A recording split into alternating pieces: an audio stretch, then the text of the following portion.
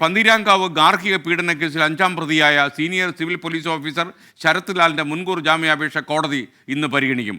കോഴിക്കോട് ജില്ലാ principal sessions കോടതിയാണ് ജാമ്യാപേക്ഷ പരിഗണിക്കുന്നത്. ദീപക് തർമ്മടം കോഴിക്കോട് നിന്ന്. ഗുഡ് മോർണിംഗ് ദീപക് തർമ്മടം, വിശദാംശങ്ങൾ ആൻഡ് അപ്ഡേറ്റ്സ്.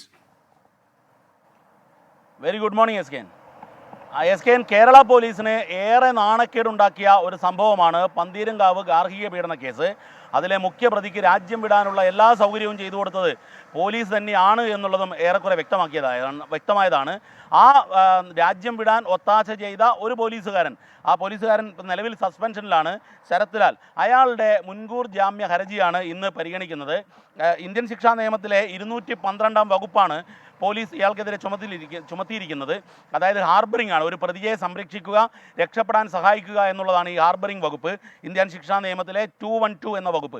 ഈ വകുപ്പ് പ്രകാരം കേസെടുത്ത പ്രതിയുടെ ജാമ്യ ഹർജിയാണ് ഇന്ന് ജില്ലാ സെഷൻസ് കോടതി പരിഗണിക്കുന്നത്.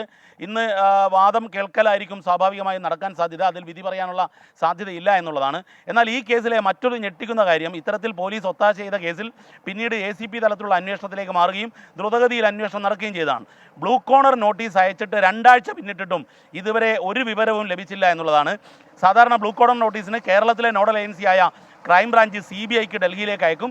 CBI അത് ഇന്റർപോളിൻ്റെ ആസ്ഥാനമായ ഫ്രാൻസിലേക്ക് അയക്കുകയാണ് നടപടി. ഇതിൽ CBIയിലാണോ